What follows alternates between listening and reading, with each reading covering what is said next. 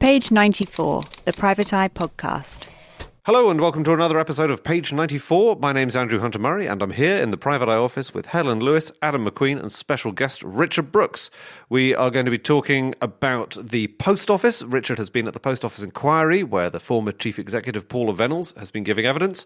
But first of all, we're going to be talking, of course, about the fact we are about to have a general election. Hugely exciting, and it's going to be the focus of a special episode we record in a couple of weeks, which is going to be answering your election questions. So, if you would like to have your burning election question answered by the team here, all you need to do is email it to podcast@private-eye.co.uk. Please send in your questions. We'd love to read them, and we'd love to answer them as effectively as we can. So, the election's been called. This is very exciting. Everyone's been... You sound thrilled, don't you? I do. I sound as excited as Rishi Sunak did when he was announcing it. We are now entering a very exciting period, a period of purdah, a period of heightened sensitivity at the top of the civil service where you have to be very careful about what you're saying and whether people are making, political statements on government property and all this kind of stuff. And we've entered the washing up period, which is very insensitive, isn't it? Saying to Rishi Sunak, basically, you're washed up. But this is where you have to pass or chuck all the legislation that you had on the books. And a lot of people have been saying for some time, there isn't very much actually in the pipeline. Pipeline's a bit anemic and a bit trickly at the moment. One of the things which has been junked is slaps. Yeah, which I've been writing about in the last couple of issues of Private Eye. So this was a really, really weird bill. This was a government-backed bill, but it wasn't a government bill. It was brought by a backbencher, a Labour MP for Caerphilly, Wayne David. But given the full backing of the Justice Secretary, I should explain at the outset, for people who haven't been reading Private Eye enough recently, what slaps are. They are strategic lawsuits against public participation. They are, and if this isn't a theme for the podcast, I don't know what, large and powerful people with lots of money bullying people through the courts, through legal action. We've written a lot about cases where journalists, particularly writing about Russian oligarchs, have been dragged through the courts and hit with kind of repeated libel and privacy and data protection claims, and essentially just like the full kind of lawfare, as it's sometimes called, against them to try and stop them writing about people who don't want to be written about. So this was some legislation that was hopefully going to put an end to that. It was looking a bit iffy because this new society popped up called the Society of Media Lawyers, who were headed up by a load of people from our favourite company, Carter Fuck, but not just them, quite a few others as well. Thompson Heath, they were in there, Russell Brand's favourite lawyers, amongst many. Mishcon de Rey are in there as well, people like Withers and Kingsley Napley. All signing when you up. said Withers, I just heard Smithers. Yes. Pretty much the picture. All signing up to this Society of Media Lawyers, which exists for one thing only. It's not, they don't just get together for cheese and nibbles. Essentially, they get together to try to convince the government that there is no such thing as slaps. It's not even really a case of just trying to kind of temper the legislation that's going through. It's basically saying there is no evidential basis for this whatsoever. There is no such thing as a slaps thing, and please can we carry on taking lots and lots of money from Russian oligarchs. Is that because slap is quite a broad array of different legal tools that people use? Is that it? It's about arguing. I mean, in order to legislate against something, you have to define exactly what it is. Right. So it's attempting to sort of lobby at every point and say, well, no, it isn't, no, it isn't, no, it isn't. And the point that they got to after some sustained lobbying was that there is an acceptable amount of harassment which is allowed in every legal case, which is quite a weird concept. But then actually, in a way, if you are being sued, you potentially are going to lose everything. That is kind of harassment, isn't it? I mean, I guess say more than one legal letter even could be counted as harassment. So, I mean, that's that weird thing in laws that you do have to find a definition that is watertight and works. So there is a case for a lot of lobbying in that. So there was a bill to stop slaps happening. There was a bill. Yeah. We wrote in the last edition of the Eye that it was looking like it was going to be watered down beyond all recognition, and that the latest move by the Society of Media Lawyers was to put in an enormous freedom of information request to the Department of Justice, which was aimed at finding their evidential basis for saying that slaps existed at all. So basically attempted to wipe the whole thing off. We said it would be disastrous if this whole thing were to be wiped off the statute book before it could get anywhere near it. Well, guess what's happened now? Oh, no. Rishi went out in the rain and announced last Wednesday there was going to be a general election. The wash-up period actually has started and finished. It had 2 days. It was Thursday and Friday last week. What? The slaps bill was not amongst the things that were hastily considered by the House of Commons and the House of Lords, and it is gone. Oh, no. But Sorry, that sounded sarcastic. That was a genuine Yeah, on, though. that's a 'cause that would be genuine- quite a good bill to pass. I never know how it works with things surviving into the next government. I mean, have Labour indicated that they're willing to get out the paddles? this is that weird situation because it was being brought by a Labour backbencher anyway. There is now, I think, sustained lobbying from the other side going on to try to make this a manifesto commitment from Labour. Right. And it did have cross-party support, this. No one likes Russian oligarchs bullying people, and no one really likes rich lawyers very much. So, it's got some appeal right across the House, this one. Okay. And also, particularly disliking the prospect of being sued into oblivion, of course, are the media. We're not exactly a disinterested party in this. And if Keir Starmer wants to stay in with lots and lots of media proprietors and editors, it probably wouldn't be a bad move to have something like this in your manifesto. So the hope is, assuming, as the polls would seem to indicate, that Keir Starmer is our next Prime Minister, it might come back as an actual properly government-backed and a promoted bit of legislation. So keep your fingers crossed for that one. While we're getting the washing up done, I had a look at everything that had been nixed and everything that was rushed through last Thursday and Friday. So here's a little quiz just to see if you've been definitely paying attention. I also looked at this list. I'm feeling no. pretty confident. Oh, okay. You shouldn't well- have admitted that. Adam, you've done the reading. Helen, you've done the reading. Richard? No, You've I've been been- listening to Paul the Vennels and passing Yeah. other hankies Yeah. occasionally. Okay. I've He didn't even know there was an Yeah. election. He hadn't noticed. He's like that Japanese soldier coming out of the forest after years. I'm washed up. Okay. Here's an easy one to start with. Smoking ban. Mm-hmm. You can just say, It's RIP. RIP. And the really sad thing about that is that the Tories put out an ad that said all the things that they'd done, and one of them was like ended smoking among young people. And update regarding that, no, they haven't. They didn't. They dropped that. Even though I think Labour would have voted for it, I think they just thought, no. I think that's got to be one where there's a chance of it coming back, though, hasn't it? Because Labour have said they backed that plan. oh, they say it now. Maybe. Sex offenders to be banned from changing their names. Gone. It's gone. It's gone. Was actually quite a good idea. That's a very good sounds like a idea. good I'm surprised idea, there yeah. wasn't time for it. Yeah, Yeah, gone. there we go. A football governing body. Gone. Gone. It's gone. Do you know what I know has got through, though? There's one about the leasehold tenure of the Royal Zoological Society, which governs London Zoo, and I was very pleased to see that the future of the penguins is assured. That snuck under the wire. They're not afraid to pass the big important stuff. A ban on pet abduction. That's in. That stayed in. How was that not illegal already? Anyway, we can. Well, It funny, was. funny thing, it was illegal already. It was already theft, but now there's an extra offence. Of pet theft. Yes, if you are caught detaining a dog, you can get up to 5 years in prison. How long do you have to detain it for? Because 5 years. I think you can't just rub some sausage on your trousers and get it to follow you for a bit. Right, because I met my sister's cat. God, are we to have no fun? I met my sister's cat at the weekend, Trevor, and I'll be honest with you, he didn't look that thrilled when I picked him up. But technically, I may have been done for that. Well, you may yet. You might have just squeaked in before the law was passed. You Okay. never know. A ban on extra fees being added at online checkouts. I feel like that's a good law that I would support, and therefore I imagine it's gone and is dead. No, it's in. That's been passed. Yay. Yep. The sentencing bill, whole life sentences for the worst murderers. Gone through. It's gone. It's actually just gone. It's gone. Yep. Well, actually, That's that's not we haven't got any room in prisons anyway, so that's probably quite a good thing, isn't it? Yeah. And last one, the British Nationality Irish Citizens Bill, making it easier for Irish nationals to apply for British citizenship. Gone through. It's gone through. That's right. Very confident, I think, of us to pass that, saying, look, you're going to want to come here. We better make it easier. Okay, well, everyone did very well This is there. exactly the same time that we're saying, but please don't send any of the migrants you've got back. Don't ask me to be consistent, Adam. Right. But when I say me, I mean the government. You're their representative here. All right, I think everyone did marvellously there. Oh, one more thing that is passing, the crucial ban on foreign governments owning British newspapers. Also known as the Daily Telegraph Bill. But I genuinely found that very informative. It was stimulating, wasn't it? Yeah, I think everyone won there, unlike it's going to happen on the 4th of July when someone's going to win. And someone won't. Someone won't. And it has been, I think, a kind of fairly fascinating start to the campaign so far. Adam, I'm really interested in what you think about the way the papers are dealing with it, because I would say that the Conservative supporting papers are kind of going through the stages of grief, and they're currently, I would say, somewhere about bargaining, where they're like, maybe it's going okay, maybe the polls will narrow.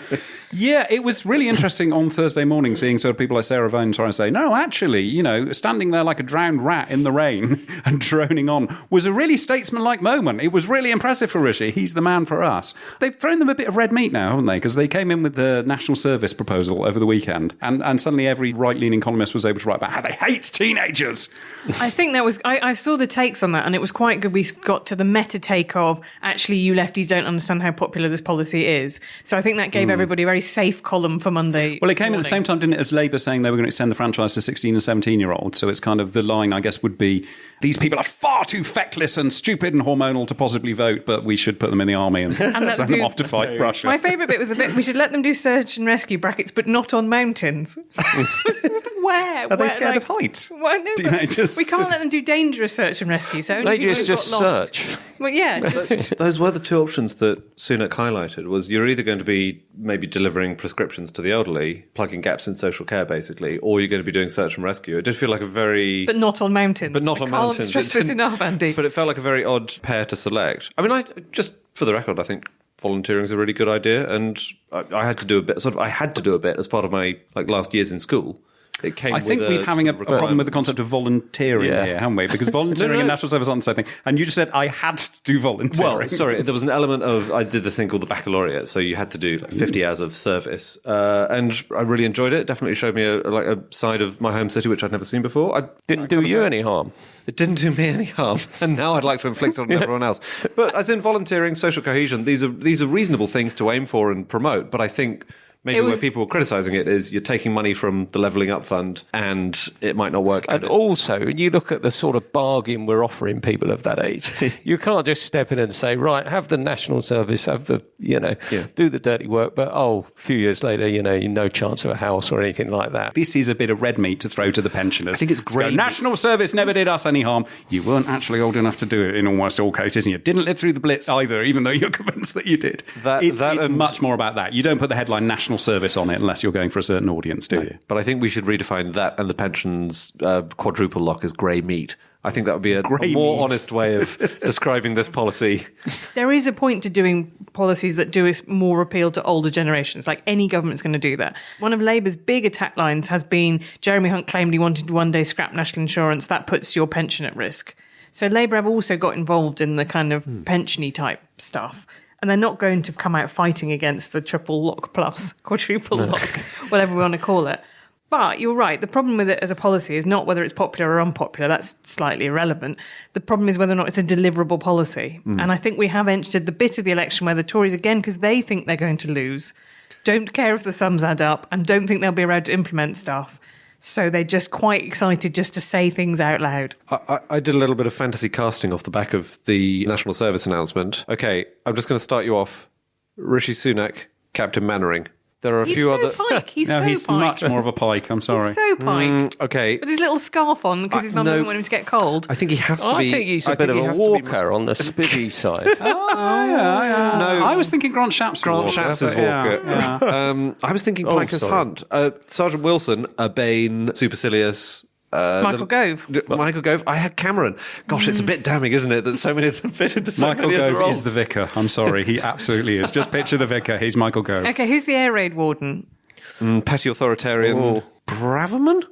Okay. Genrick? Genrick. For our listeners under the age of 30, of whom they are our legion, I should say we are talking about Dad's Army here. Oh, yeah, sorry. Yeah, Dad's Army clips are available on TikTok, I expect. Okay, fine. You can fill in your own clips from... I'm struggling now to think of a TV show that anyone Gavin would... and Stacey. Oh, come on. Mrs. Brown's Boys. I'm afraid all of these started in the early noughties. Yeah, you need Man Like Mobeen or something like that. And this is a problem with BBC comedy commissioning, which we can't do now, but we'll deal with later. Okay, thank you. But they would indulging have that. you believe that Keir's a bit of a Godfrey, wouldn't they? Oh, because they said he was incredibly old. Sleepy Yes. Keir. Yes, very bizarre attack line on a 61-year-old to say, tell you who's past it, 61-year-olds. That's very true. Who is Fraser, my favourite character? Who's running around saying we're doomed? I think all Steve Baker. other backbenchers. Steve Baker. If we could get him between paragliding and fast catamaran sailing to put on a Scottish accent, that could be But him. unfortunately, he's on holiday. Excellent. Okay, the other cultural reference that might shake off the last remaining under 30 listeners to this podcast. Something that someone said to me the other day is Sunak genuinely doing the producers with this election campaign? As in, is he really trying to throw it? Has he bet everything on losing? He probably isn't in control of the weather, so we can let the rain go. But going to the Titanic Quarter in Belfast... Very funny. I literally 2 issues after we put the Titanic on the front cover with jokes about him. I can't It think of would where be else- what a good hedge fund manager would do. Because, he would be hedging his bets. If he put a bet on losing, he wins. If he wins, he wins. He's got 'Cause 50 he then million gets, on the Tories going under 200 seats. And by God, Yeah. He's shorting Britain. Someone said that to me, except the reference they used was Brewster's Millions, which I would implore people to watch. Great film. great Probably film. now, I think, 1970s or 80s, about a man who has to try and spend a huge amount of money in a very short amount of time. He's shorting Britain like he shorted his trousers. Superb. Shake your tall privilege, Adam. Good thing for Brewster and Brewster's Millions to do, just announce an impractical Rwanda deportation scheme. Well, that's it. He'd have burned through the millions in no time at all. Be fine. And then call the election before it actually starts. Sorry, what? So to have your flagship policy, put all of that political capital into finally getting it through the Commons, and then just go, actually, we're going to have the election before the flights even start. But you know what? You can't fail if you never even started to try. But what about the bet with Piers Morgan?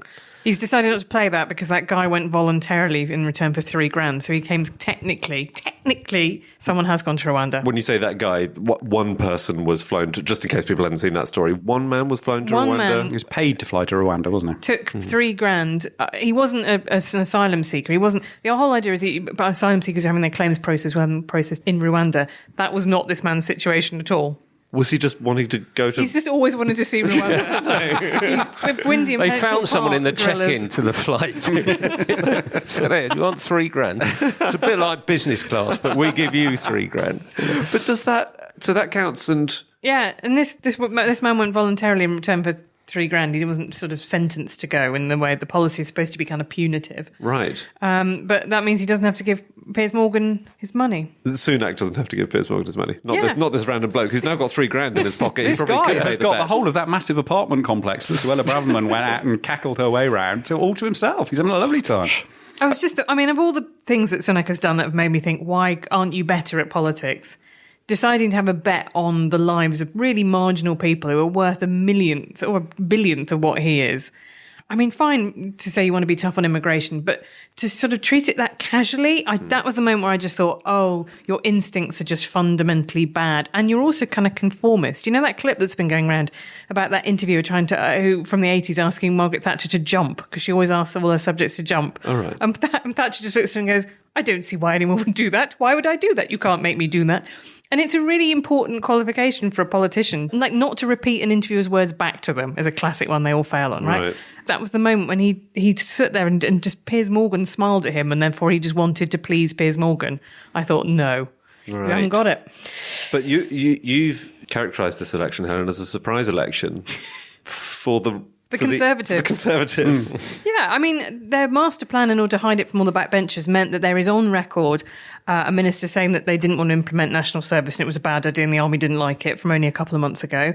They've had a huge selection problem because they're so behind on selections, and fundamentally finding candidates for seats you expect to lose is, would you like to give up 6 weeks of your life to be miserable for no reward? Quite a tough proposition, I would suggest.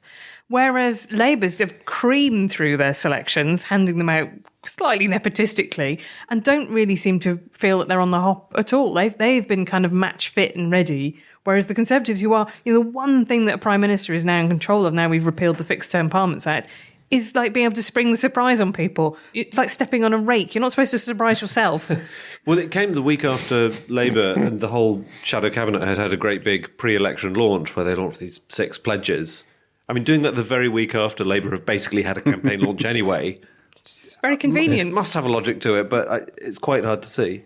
Yeah, and I think it resolves some of Labour's problems as well, because, I mean, I've said this before on the podcast, the problem is that neither of the sides' sums add up for next year. Rachel Reeves is now out there saying no additional tax rises.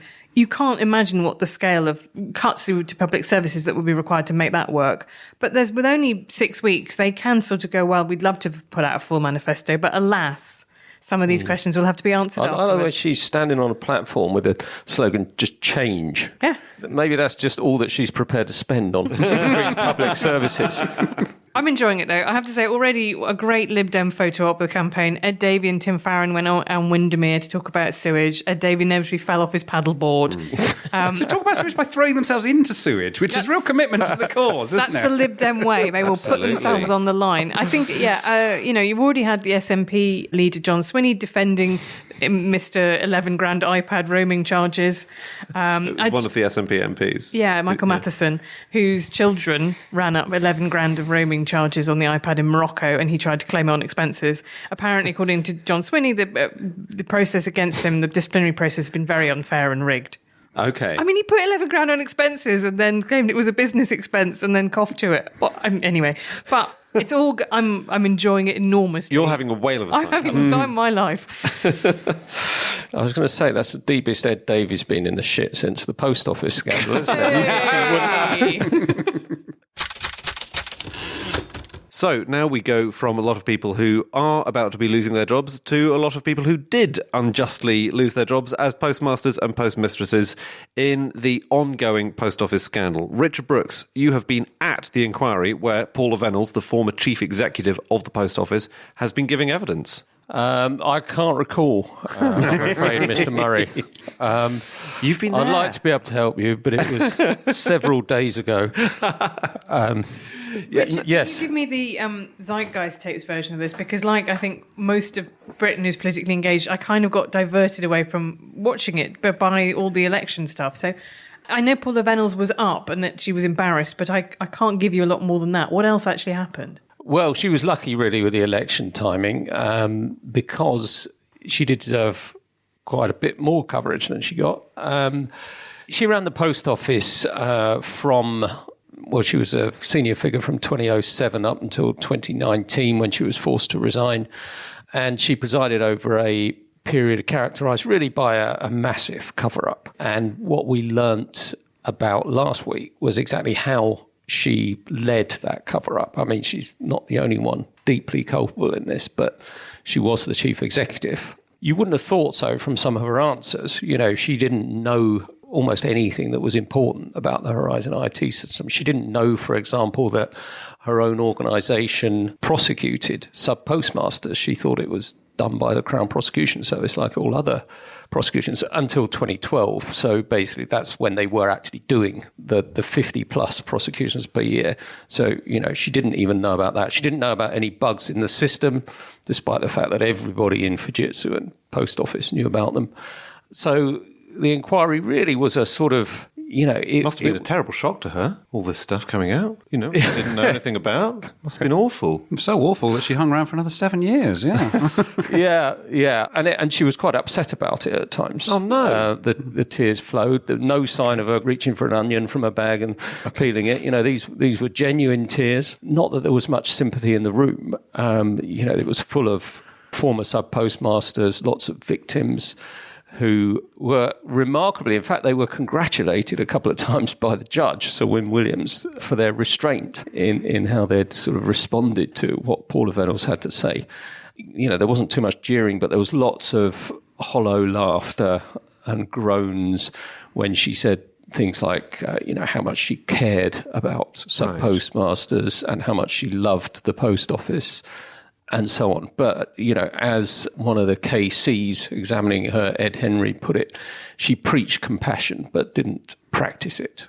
That sort of characterised her tenure. Can I ask a question, a sort of basic question about these inquiries? Because I know they're judge-led, and the room is full of lawyers, representatives of the victims of the inquiry, and whoever's giving evidence. Yeah. Does it follow the legal model of a cross-examination? Or rather, is there anyone speaking in their defence? Or is it simply they're asked questions by the lawyers who are conducting the inquiry? First of all, they put in a witness statement. In Paula Venables' case, hundreds of pages of self-exculpation. That was a word that was put about quite a bit in the hearing. And then the witnesses are questioned by counsel to the inquiry, who's more objective, I guess. And then that's followed by counsel acting for sub-postmasters who tend to put the boot in quite a bit. And there is the opportunity, actually, you sort of blink and you miss it, but there is the opportunity for a lawyer on behalf of the witness, in this case Paula Venables, to ask questions, but that wasn't taken. Okay. Did she have a lawyer? She had a legal team with her in the room. Yeah, or certainly, in the side room. Yeah. So why don't people take it? Why don't people take that opportunity? Or is it just seen as not something you really do? I mean, she said everything she has to say in her witness statement, I think. Okay. What could she have been asked in her defence? Did you really not know, Paula? Right. There wasn't really a lot she could offer apart from There is a tactic in ignorance. criminal trials that if your defence lawyers try and keep their clients off the stand for as long as possible. They don't want them asked too many questions, so not prolonging it themselves, basically. Yeah. And I'm thinking back to the phone hacking trial here, which I sat in the Old Bailey for 8 months, and actually we got an extended peroration at the hands of Rebecca Brooks's defence lawyer, and we went into her struggles with IVF and the failure of her first marriage and all of her regrets about everything. It was about 3 days before we even got onto anything to do with phone hacking. So, and public sympathy there was probably about at the same level as it is with Paula Venables now. Yeah, there were times when it was tempting to feel some sympathy because, this was a very public humiliation, really. Although, as one of the barristers put it, you're now experiencing a little bit of what some of the sub-postmasters experienced over the years. How does it feel? And that must have been very, very tough. That's how I felt watching it. I thought this is a very interesting kind of human psychology, is that seeing one person as the focus of all that attention from everybody hating them is quite hard to watch. You have to have quite a sort of sliver of ice in your heart to not feel a bit sorry for her. And then I had exactly the same thought as you did, which is, yes, but you're not in prison having been ensured that you've done something wrong when you haven't. And you do have to say, I'm afraid we do have to put people through this process in order that hopefully fewer people will do stuff like this again in future. Yeah, and also her evidence wasn't particularly credible. It appeared very slanted. So, as one of the barristers pointed out, there were endless examples where she clearly remembered things that helped her. But when it came to conversations or anything else that wasn't helpful, she couldn't remember it.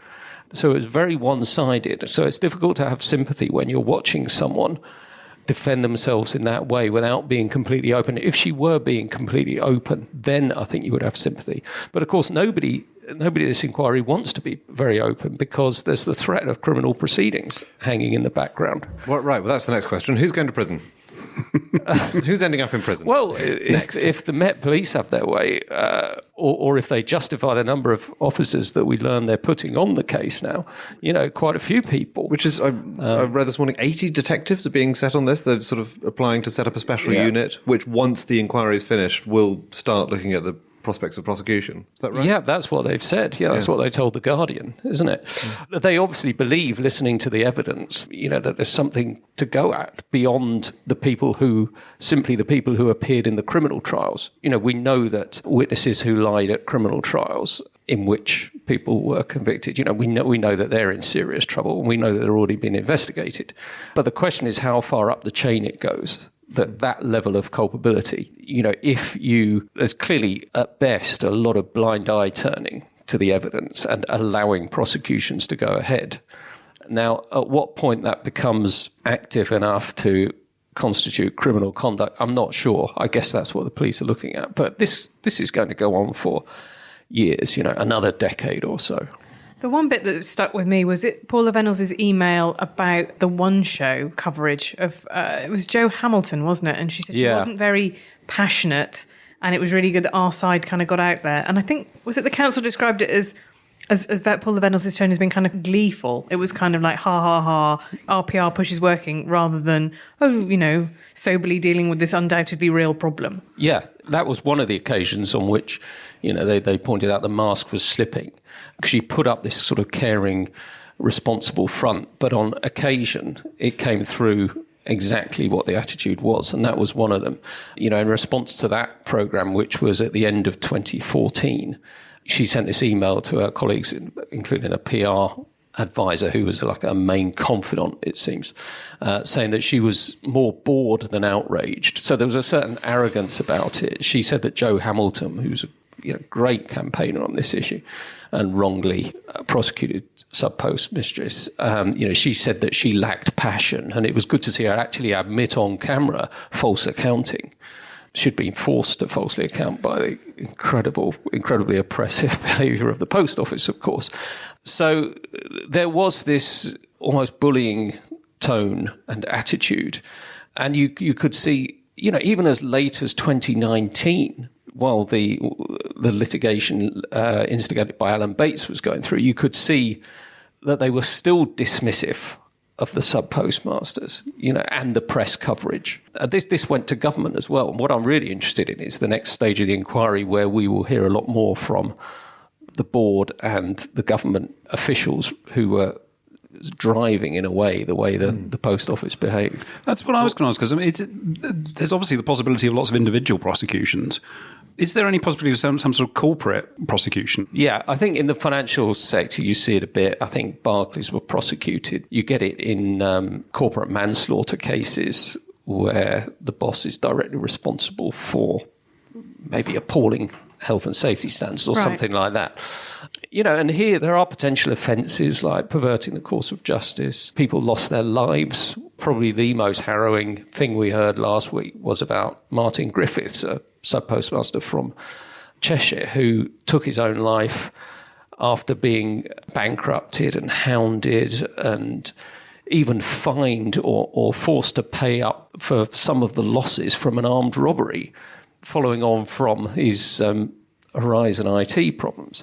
And the reaction to his death was absolutely appalling. The emails went out from Paula Venables. She emailed colleagues saying, I understand that he had some mental health problems and maybe some family issues. Yeah, suicide never has any one cause, which is true, which is something that the Samaritans say. But it was a bit of, let's dig around in this guy's past to find something else we can pin this on. It was a pure fishing expedition, because she was asked, well, where had you heard about these mental health issues? And she didn't know. She didn't have a clue. So, it just was, as one of the barristers put it, an attempt to get on the front foot in this case, because it was exactly around the time that an independent forensic investigating firm called Second Sight had come in. They'd found bugs. It was pretty clear what was going on. So the whole cover-up really had to kick in at this point. It was also around the time that Royal Mail was being privatised.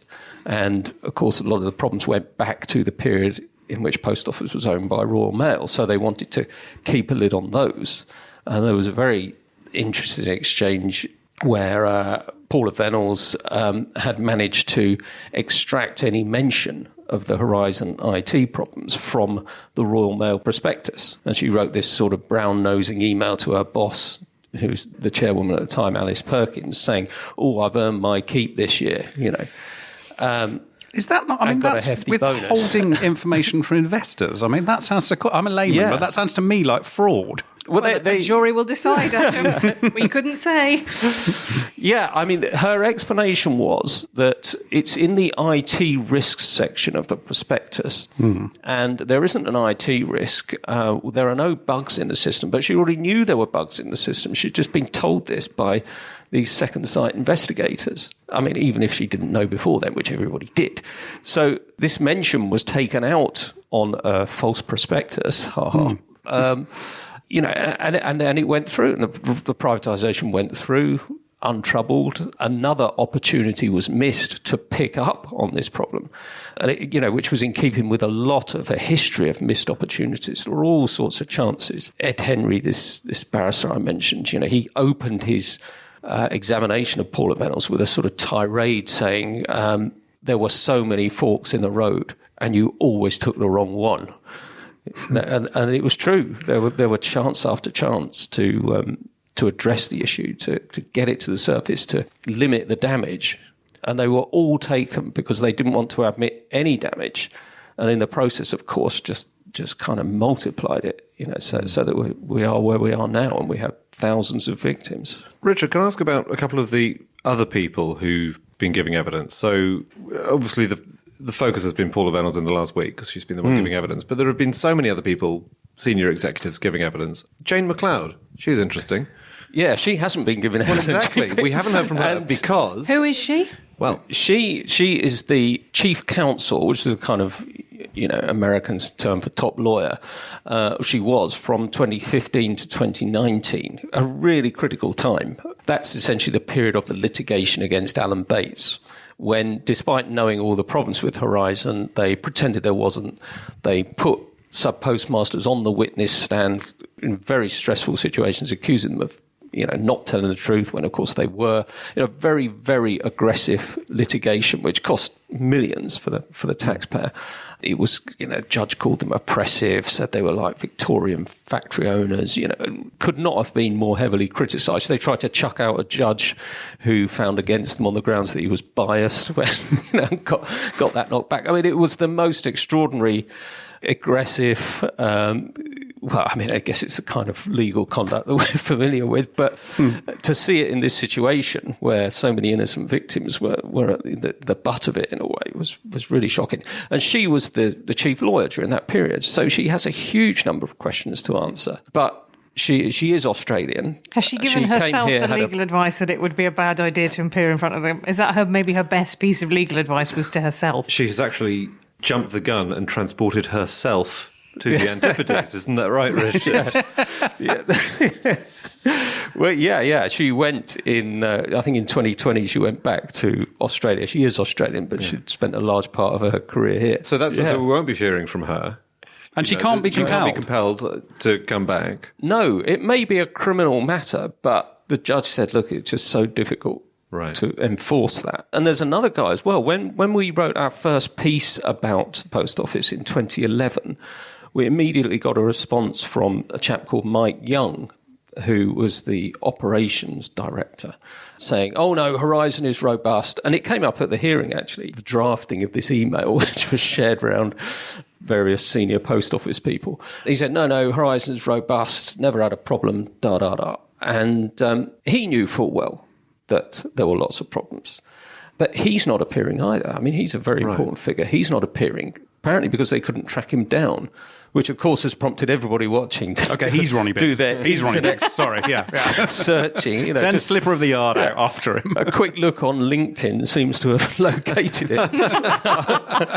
So I'm not sure how how great the investigators there were. So many people seem to have been involved and seem to have had very, very clear knowledge of problems with the IT or have been communicating internally for years and years about this. So there's plenty more to come. Where does the investigation go next, the inquiry? It goes up the chain. So we get the chairwoman of the board until 2015. That's Alice Perkins. Then we get the chairman since then, Tim Parker. Alice Perkins as in Mrs. Jack Straw? Yeah, Jack Straws. Oh. Yeah. The only person in Britain who would go, oh, Mrs. Jack Straw. I think Mr. Jack Straw probably would. Yeah, okay, fair enough. Two of you. There are other Straw-related connections there. They have this network of PR people who all worked for Straw or Perkins. So there was a real sort of almost family affair operating within the Post Office on the communications front. And the PR drove the actions of the Post Office. It was PR first, legal correctness second. And people from a very dry-sounding, but I think absolutely crucial part of government, the shareholder executive, as it was called at the time. It's now called UK Government Investments. Great bunch of lads. Yeah. Well, they were set up by Gordon Brown to steward and look after the government's shares, the shares it owned in things like the Post Office and Channel 4 and other things. And that's an interesting bit of history. I think that is partly responsible for this very commercial approach that the government was taking all the way through this process.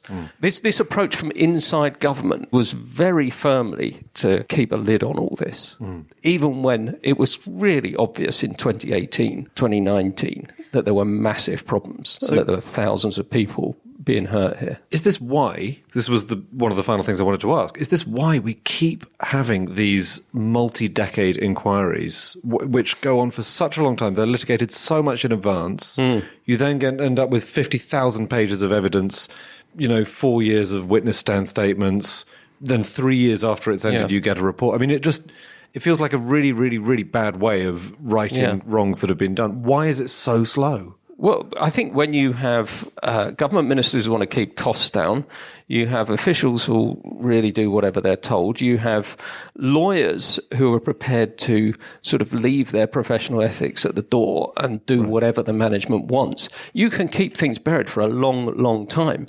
And what starts off as a relatively small problem, if you're not prepared to admit the small problem and come clean, all you do is build up a bigger and bigger and bigger problem. And that's what you have with Post Office, with the contaminated blood, and others. Perhaps that's the lesson from it. Come clean early on. Right. Confess now. It's very Judge Dredd. But I think Judge Dredd would make shorter work of this inquiry than... Sorry, I don't mean to impugn Sir William Webb. Yeah, exactly. He puts on his little helmet and fires up his laser. Yeah. Okay, that's it for this episode of Page 94. Thank you very much for listening. If you would like to hear more stories about the Post Office, you can read them in the magazine, available at private-eye.co.uk or in all good shops and newsstands, and in fact all bad shops and newsstands. Go to the website, subscribe. It's a wonderful magazine. You'll be busy reading it until the next episode of this podcast. This episode, as always, was produced by Matt Hill of Rethink Audio, and we'll see you next time. Bye now.